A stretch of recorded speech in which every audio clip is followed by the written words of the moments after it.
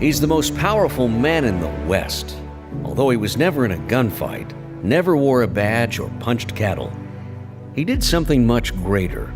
He created the culture of the American West. Today's cowboy culture was in large part created by one man, an author nonetheless, perhaps the most influential American author ever to pick up a pen. Now, I don't care what literary critics and scholars have to say, but when foreigners think of Americans, they often think of the cowboy. Rugged, just, a people with dignity. These qualities were made famous to the modern world through the characters of this author. I caught up with his son, who is also an accomplished writer, filmmaker, publisher, and producer, and the now self-described caretaker of his father's literary empire. Beau has taken the proverbial reins and is doing his best to ensure the sunsets are still rideable and the dusty trails of his father's masterpieces remain relevant. Now sure, Beau is watching over his father's literary legacy, but more importantly, he's become the guardian of the culture his father created, and in many ways, a culture that has no idea of the impact his father has had upon it. And that makes Louis L'Amour history worth saving.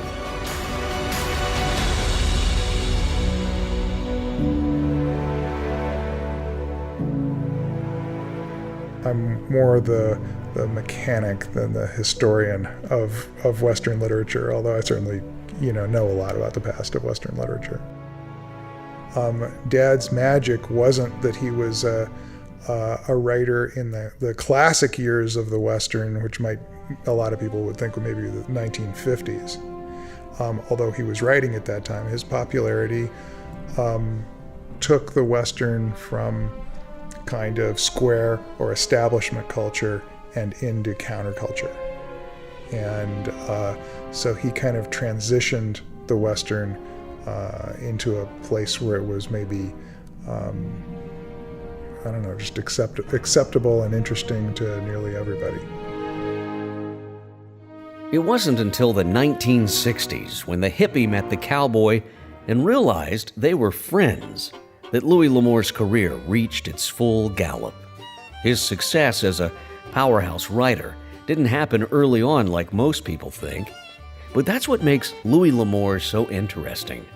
He didn't write about strangers. He was a living bridge between the modern world and the American West. He went out of his way early on to get to know the old-timers, the outlaws, in-laws, and cowpokes he wrote about. He knew the life aboard the tramp steamers of Asia because he'd been a crew member, and he knew the hobos because he'd once ridden the rails himself while looking for work. Along the way, he'd lived alone, watching over gold mines, even took a turn in the ring as a prize fighter. But most of all, he wanted to write. And write he did, especially before World War II. His first attempt at a novel is a book called No Traveler Returns.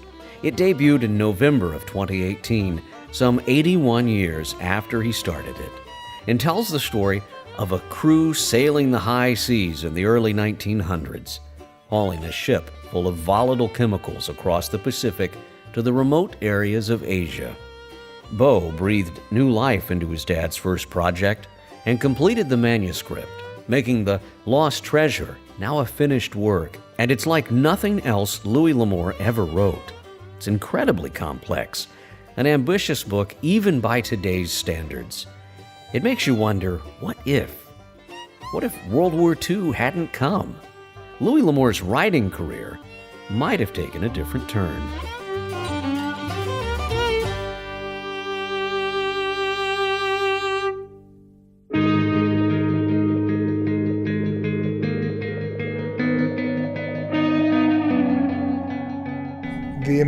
The amazing thing was the vision that he had of it. I mean, he wrote this novel between 1937 and 1942, so he wrote it in pieces with a lot of short stories written in between because he could make money off of the short stories. He did not write another novel until 1949, and then he didn't make Because he was winning a world war at that point. There was a world war in there, but then after that, there was a very hard kind of slog through the late days of the pulp magazine business, and then there was definitely a period of kind of picking himself up by his bootstraps, writing westerns in a very competitive marketplace. It's a very, very different book, so I found it really challenging in that way, but I think the things that I like about it the most are it's a serious window into my dad's past. Okay, so there's a lot of autobiographical details in it, whether they're actual details from his life or just the sense of what he was thinking about at the time, and the sense of who he was at the time. So I find that interesting because it's an interesting personal view of him. It's also technically a very, very sophisticated book. It was, as close as we know to my dad's first novel, and young novelists tend to write things that are kind of ambitious and intellectual and intricate, and it is all of those things. So after World War II, Louis L'Amour's writing career was all but over. He was starting again from scratch. The companies he wrote for were nearly out of business, the pulp market had dried up, and the people he'd known in the publishing game were out of it. Dad was, in a lot of ways, the quintessential American man. I mean, he was a very masculine guy. He was a very gentle, kind of wonderful father. He was definitely a self-made man in many ways, and he was a guy who was just focused like a laser on what he wanted to do and the vision he had for himself. And if you look carefully at his career, one of the things that's important for people to recognize is people think, they project the things they know about him, best-selling writer, all this kind of stuff, on his entire career. And that couldn't be further from the truth. He only really became a serious success in the last decade of his life. But that laser focus paid off when the discovery of a tiny strip of glue was made. In many ways, the West wasn't won by the Winchester. It was won when an effective and efficient way was developed to bind paperback books.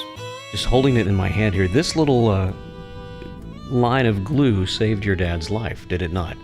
The invention of the paperback. I mean, it changed everything for your family. You're very astute to note the glue. That's a huge part of paperback. It was the mystery of how to print an affordable book that didn't need to be professionally bound. I mean, that's the secret. There were actually experiments to try and make that work with the glue and the binding and everything else for a couple of decades prior to the time when they actually got something that worked. But yeah, paperbacks were a mixed blessing in my dad's life. I mean, he definitely made his fortune off of them, and if you want to talk about the quintessential something, my dad was the quintessential paperback writer. He was the guy that paperbacks made his career, and he may have contributed enormously to the paperback format, but to a great extent they put the pulp magazines out of business. And the coming of the paperback forced my dad to evolve, whether he liked it or not, from a guy who could knock out a bunch of pulp stories and have just enough money to feed himself because of that, into a guy that finally started making serious money writing paperbacks, but he had to switch because the pulps went out of business. It's also a true thing that in the late part of his pulp magazine career, he got paid between 1 and 2 cents a word for a pulp magazine story.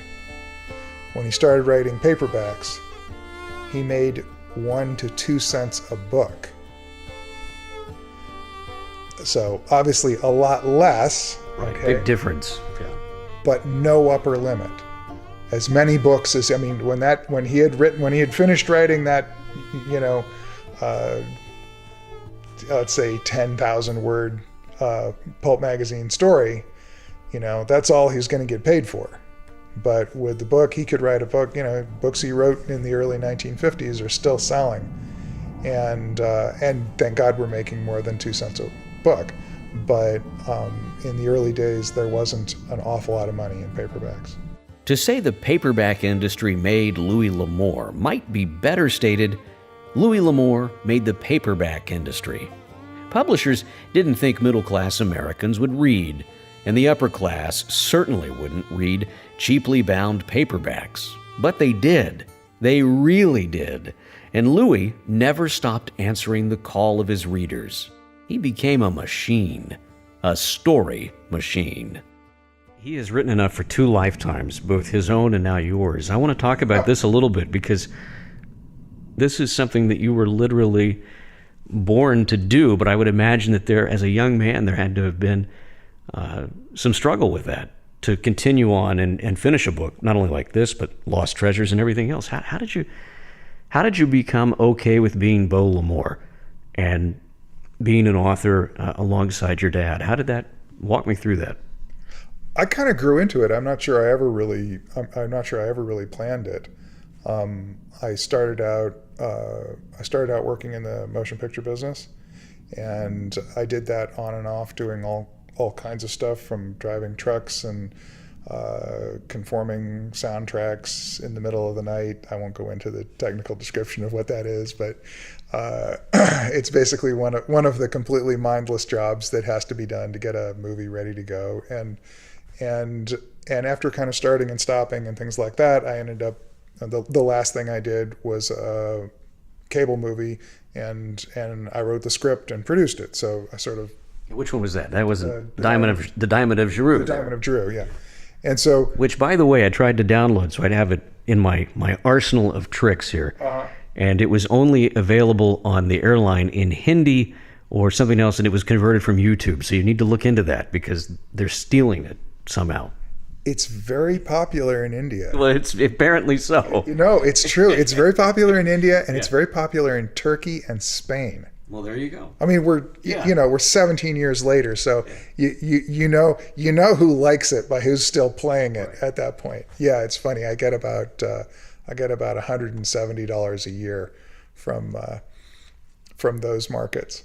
But so anyway, I started working in film, and probably midway through my film career, I had been working for a production company, and we just, in the year that I worked there, I think we did something like 16 or 17 movies.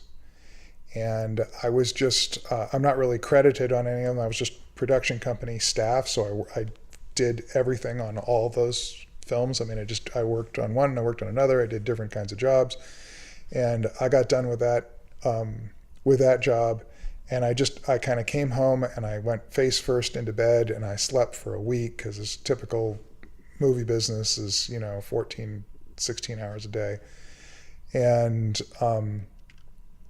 I didn't really know how to get myself energized to restart and find another job. And a couple of weeks later, my dad said that he had some technical issues that he wanted me to look into in the Louis L'Amour audio dramas. So back in those days, we were doing, our audio publishing program was an awful lot like old-time radio shows. And you have the Foley artist and everything, and the stuff that I've heard. It's excellent. Excellent work. And so he said he wanted me to get in there and supervise that, and he just said, you're the guy that knows acting and directing and the technical side of these things, because I'd been a production mixer on a couple of, or location mixer on a couple of movies, and so I started doing that, and then that led to adapting and supervising other writers adapting the scripts to those things. So it's a lot like doing a movie script. People look at it and they kind of go, oh, it's the same thing as the short story, but no, it's not. Those stories are completely adapted, just like a film would be. And so I started sneaking in to working with his work in ways that were kind of painless, and in ways where I didn't even recognize that I was sort of training up to eventually do this kind of thing. And then, eventually my dad passed away, and in looking at what my mom and I were confronted with when that happened. So she runs the financial side of the business, and I kind of run the aesthetic side of the business, or the, artistic side of the business. And I just had to, I had to figure out what the future was. And without my dad to write a new book every year, or several new books every year, one of the things that I wanted to do was kind of revamp the entire program, and new covers, new copy, new ways of thinking about Louis L'Amour and presenting Louis L'Amour to the public. And so I did a tremendous amount of work with Bantam Books, now Random House, and I was in New York 6 or 8 times a year for many years working with them. And so I don't necessarily consider myself to be a writer. I kind of think of myself as just somebody who's in the publishing business and does what's necessary. And this comes back to a line that the motion picture production company that I got so exhausted working for, the gentleman that ran that company, when I first came to work there, and he said, you're going to be an assistant producer, assistant to the producer, eventually producer. And, I said, well, tell me, what does a producer do? And he kind of looked at me for a second, and he said, whatever it takes. Okay. Which is so true, and people don't realize it. I mean, this is not a glamorous business. It's a business where you do what you have to do. Right, and that can be literally anything. I mean, in the motion picture business, the producer is the one guy who can kind of invade the space of every union on the set and kind of get away with it. The producer does whatever is necessary, and that's the attitude that I have taken in managing my dad's career and managing my dad's estate and materials. Is whatever has to be done, I'll do it. I'll do audios, I'll do movies, I'll do a graphic novel, I'll rewrite an old novel. This work that I did on No Traveler Returns is not new to me. I started editing, revising, rewriting, again, whatever it takes, depending on the requirements of the story. Back in the days, not very long after my dad passed away, when we were releasing books of short stories, many of which had never been published. And so I worked on quite a few of those short stories, sometimes doing more, sometimes doing less. It's a strange thing that my goal is always to allow the story to become everything that I think he would have wanted it to be. Sometimes you hit a short story that's not so great, and that it's kind of clear he didn't really have incredible goals for. And in those cases, it's often pretty simple.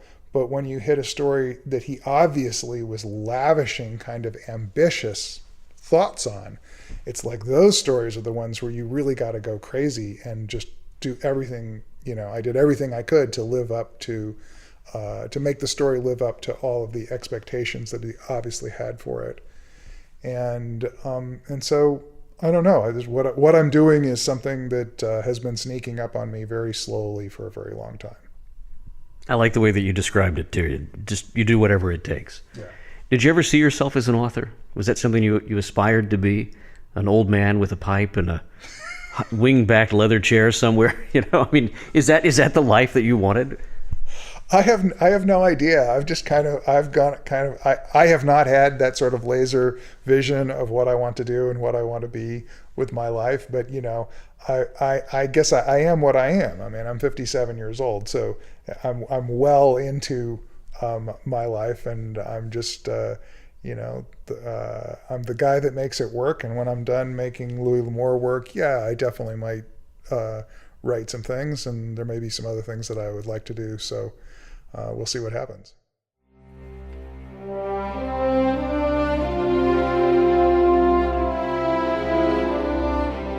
When you write enough for 2 lifetimes, the cutting room floor fills up fast.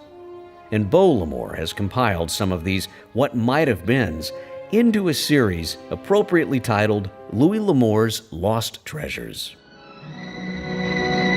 General Crook will be here within a month with a large force. That'll be the end of the Apache. Yeah. End of a way of life.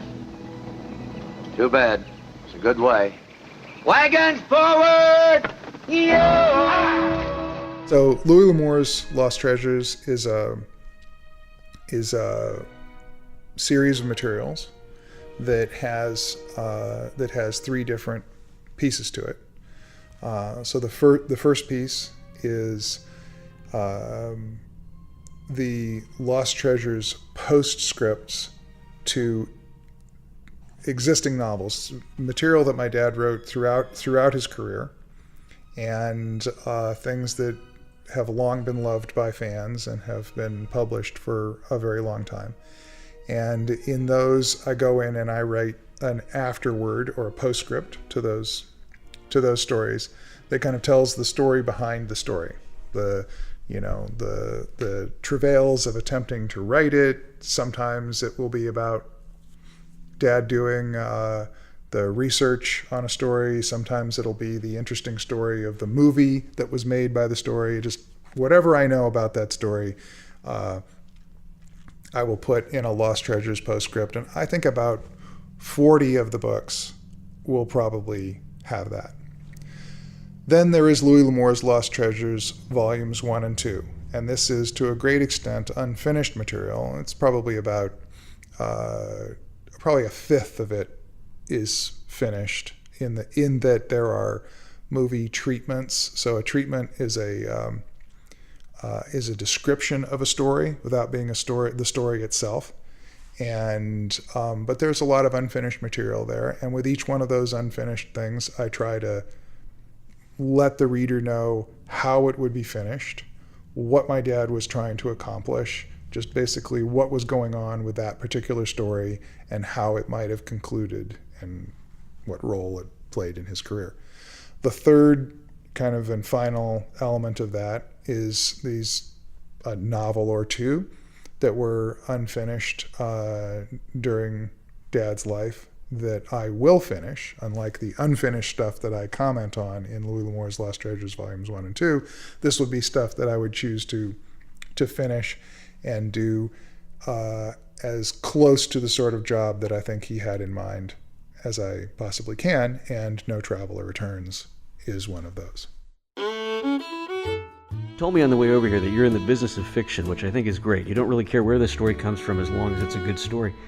Your dad wrote some stuff, some of his early stuff, about aviation. I mean, and whether it was tramp steamers or airplanes, he seemed to be fascinated by where we were in the world. And at that point, everything was new and exciting. So, and that's some of that's in Lost Treasures. But what do you see for yourself down the road? What is new and exciting for Beau L'Amour?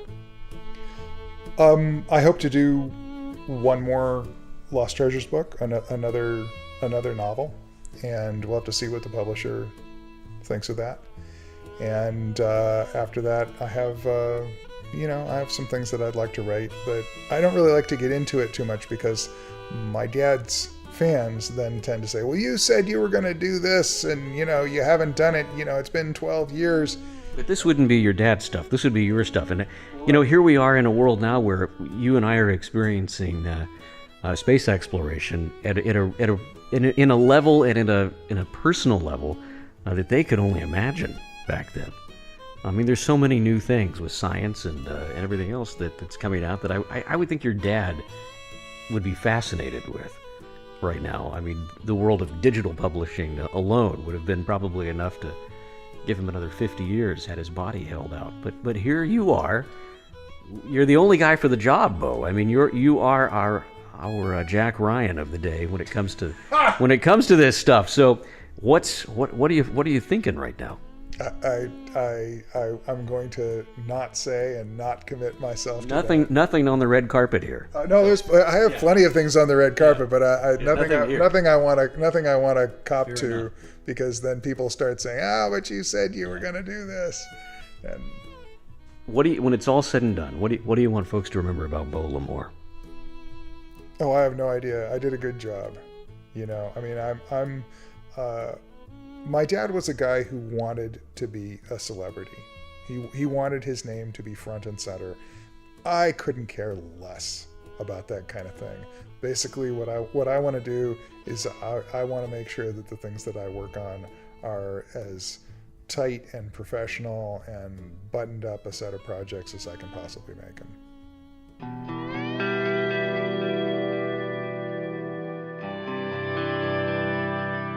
One of the rules, perhaps the biggest, is that Beau won't finish anything his father started where the trajectory of the story isn't clear. But if you're a longtime Louis L'Amour fan, you're probably wondering, like me, how to tell where Louis left off and Beau begins. And in full disclosure, my grandmother was the Louis L'Amour super fan in the family. She'd read everything. It wasn't until several years ago that I started picking up the stories. Several friends and I have been really enjoying them. But after meeting Beau, I went back and noticed most of my favorite works, Monument Rock, The Education of a Wandering Man, these were works that Beau had had a hand in finishing, which made me wonder, am I a Beau fan or a Louis fan? For now, I think I'll just stick with L'Amour fan. You said it was something that everybody asked in the car when I want to touch just briefly on this, that I told you it's really hard to tell where you pick up and where your dad leaves off, and I think that you figured that out. And you said you're really good at embodying and writing in several of his voices, but there was one in particular you haven't figured out yet. Right. So my dad had several writing styles, and the final style in his life, the style that he wrote in, probably starting in the late 70s and then throughout the 1980s, is, I could probably do it to a certain extent, but it's the most difficult for me, and it's a little more kind of flowery and verbose style. I mean, I think actually the best style that my dad ever wrote in was his early to mid 1960s prose style. I mean, he didn't make decisions like I'm going to write like this. It just happened. Yeah. It just happened. His style just changed. But in the early to mid 60s, he wrote in a very simple, just beautifully clear manner, and I like that more than any of them. But I can channel most of them. When it comes to what I did and what my dad did in No Traveler Returns, I worked on every page, probably every paragraph, and to a great extent we work like most writing teams that I know of. I mean, where both people are living. My dad and I have worked like that on No Traveler Returns, because most writing teams, one writer will write a draft and then they give it to the other writer, and that writer will write a draft. And they pass it back and forth until they have it perfected. And that's indeed what happened, what happened here. And there are probably a couple of peculiarities where you can tell my style, not in a sentence, but in the kind of ideas that go into something.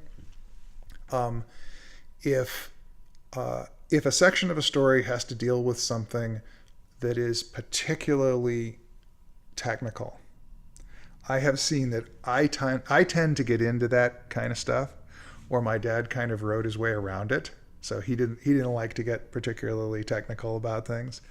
In No Traveler Returns, I'm the guy that went and did all of the research to learn about The flash point of the gas is 60 something centigrade or whatever it was. Exactly. Right, No, right. you have it. Yeah. You have it precisely. And then I'm also the guy who basically would go in and understand exactly what all of the guys on the Black Gang or the engineering crew in a ship. My dad never did one of those jobs. He was a deck crewman, and I went in and learned a lot about their lives and about the machinery that they worked with and things like that to get those details correct.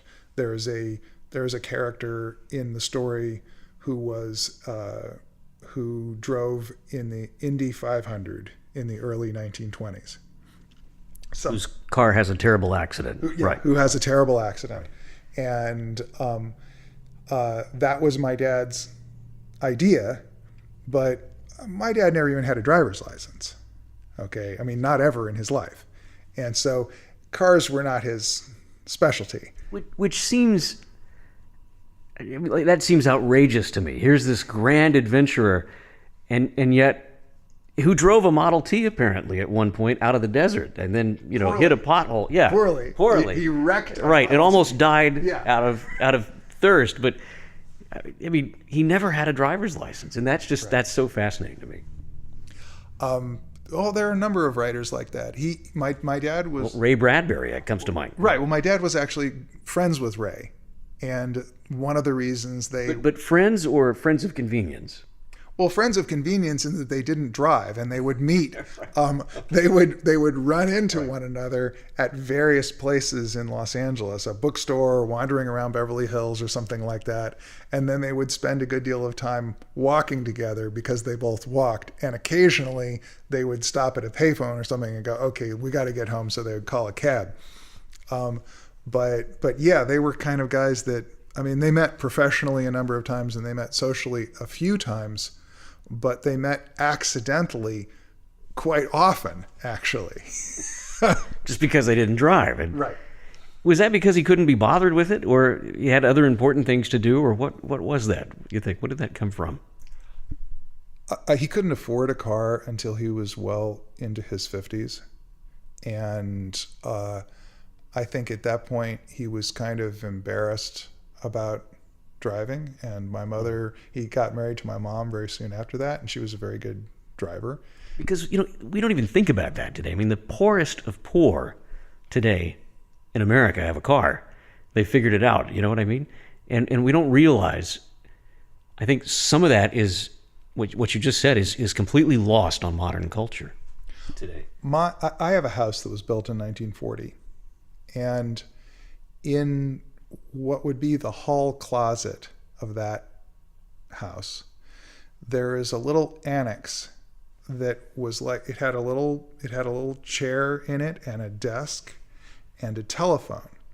And that was the phone room for the one phone that It was the gossip bench. yeah, Right. It was the phone room for the one telephone instrument that you were expected to have in a house in 1940. And it's not an extravagant house, but it was, is a firmly middle class home for that time period. So, this is a time period where, nobody had two television sets, nobody had two telephones. Life was a lot more modest than it is today. And so, I'm sure my dad was also relatively sure that if he got now some of this may be an excuse, but he was relatively sure that if he got a car, he'd just be out exploring all the time and he'd never get any work done. And so not having a car was also enforced discipline. But he had my mom, she was very happy to drive him, and then he had me, and I was very happy to drive him. And in reality, what he really needed to do, what every writer needs to do, is put their butt in the chair and type. And so it worked out. Louis L'Amour, the most powerful man in the West. A fitting description. And the best part is, death hasn't even slowed him down. Beau pointed out that every novel and every short story collection he ever wrote is still in print. That alone is a worthy claim for any writer. But Lamore's legacy runs so much deeper. His creations can be found in the very fabric of the cowboy culture, and more importantly, the modern American culture. And that makes Louis L'Amour and Beau L'Amour history worth saving.